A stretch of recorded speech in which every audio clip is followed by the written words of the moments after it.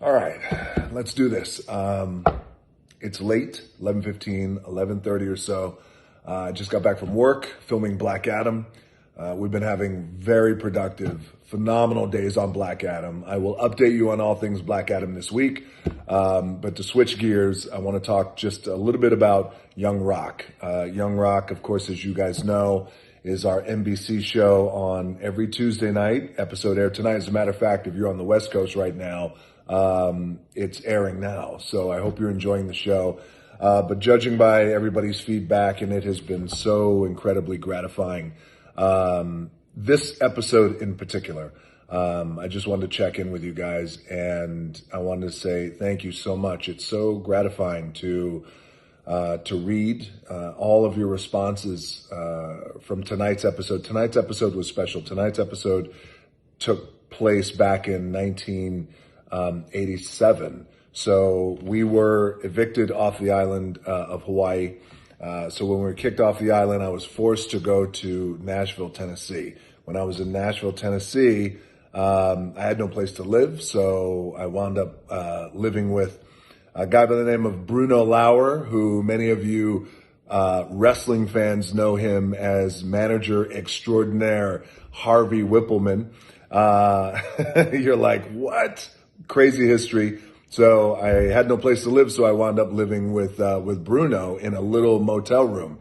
Anyway, I lived there for a little while, and we all, myself, my dad, and my mom, we were forced to leave Nashville for a story I'll share down the road. And we settled in Bethlehem, Pennsylvania. Now, in Bethlehem, Pennsylvania, when I got to Bethlehem, Pennsylvania, as many of you guys know, because you've just watched the episode tonight, I got to Freedom High School. I was 15 years old. I was already 6'4", full mustache, 225 pounds, loved working out every day.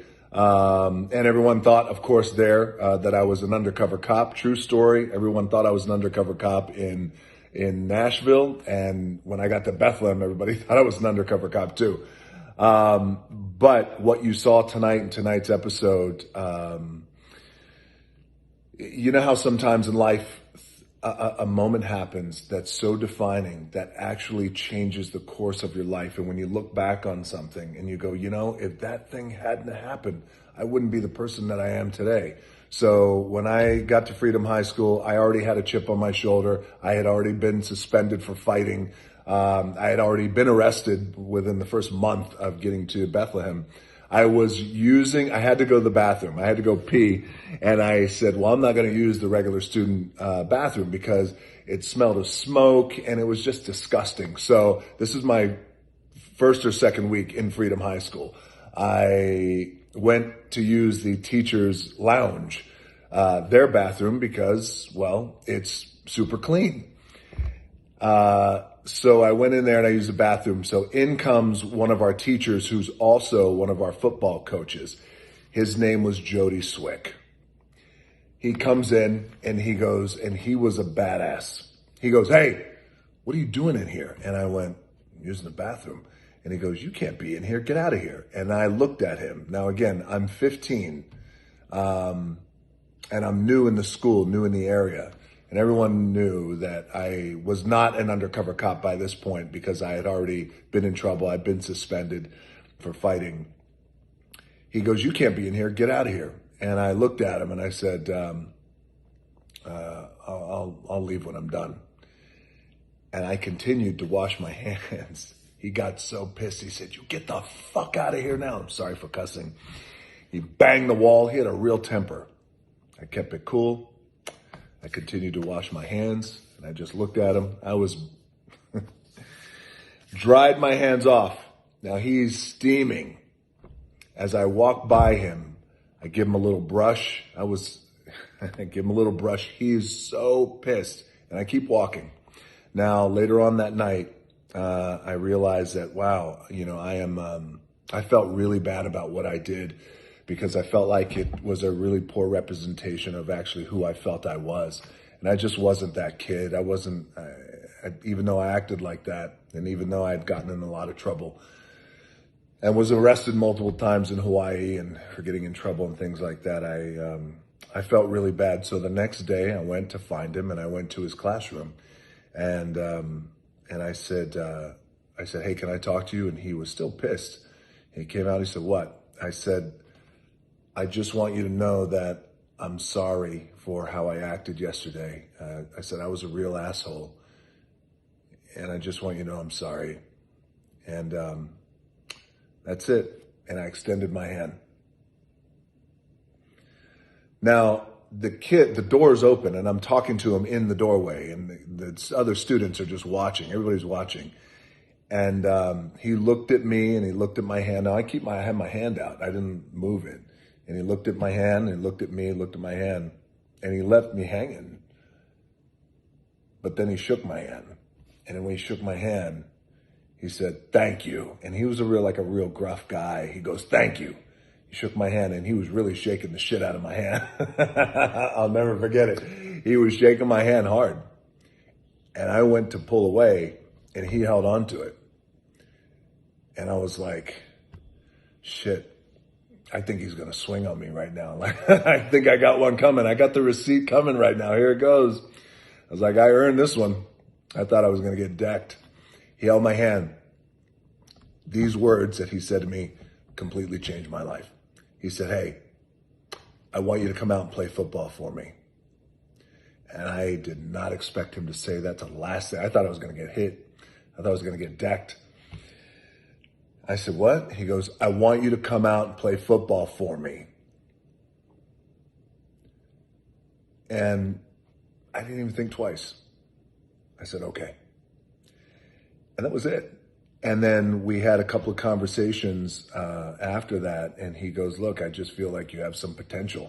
I have never even seen you play. I don't know if you can play. You may fucking suck. I don't know. He said, but you got some potential. But the point is, and this thing is going on way too long. It's going to be 8 minutes of your life you're never going to get back. The point is, in that moment of somebody seeing potential in me, when I certainly didn't see the potential in myself, that changed my life because that set me on a path. First of all, it got me off the wrong tracks of getting in trouble, but it also set me on a path where it enabled me to be focused on something, be focused on a goal. Because he was always adamant. He always said, listen, you can't afford to go to college. You could be the first one in your family not only to go to college, but the first one to get a full scholarship. He goes, there's going to be a lot of schools up here, Penn State, Pitt, you name it, all in this area. They're all going to want to come and see you play.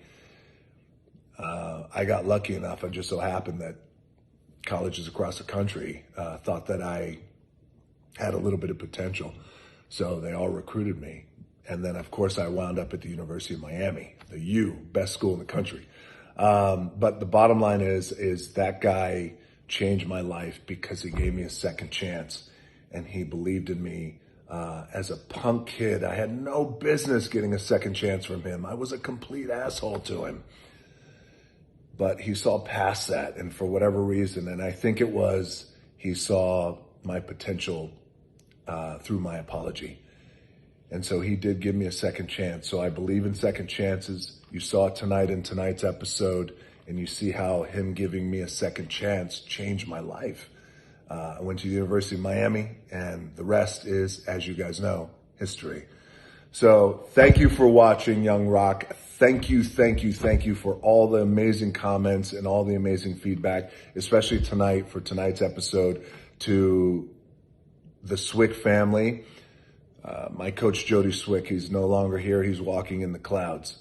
He passed away some time ago, but he was always proud and he was always my biggest fan. And I was always grateful. And I will always forever be grateful for him holding onto my hand and not letting it go and then seeing my potential. So I'm going to pour a Terramana toast, of course, to Coach Swick, who is watching now from the heavens. He's like, you're goddamn right I'm watching. Thank you. Thank you, Coach Swick, for seeing the potential in me and for giving me a second chance. And one cool thing, and I know this is going on 10 minutes and I got to get to bed. I'm keeping you guys way too long, is the dude who I was forced to live with when I had no place to live in Nashville, Bruno Lauer, Harvey Whippleman, known to the wrestling world. He had a cameo in tonight's episode. He was the one who went, "Go Eagles!" And, and he made his big debut. So this one is to Bruno too, man. He took me in when I didn't have a place to live. And that always meant something to me, which is why we're very close friends today. So Bruno, thank you. And of course to Coach Swick, thank you for giving me a second chance. I love you, brother. Thank you. All right, guys. Thank you for enjoying Young Rock. And thank you for making NBC's biggest comedy this year. It's awesome. Thank you, thank you, thank you. Cheers. All right. Well, I got a half a bottle of Terramana. I'm probably going to be in the next couple of hours. All right. Cheers.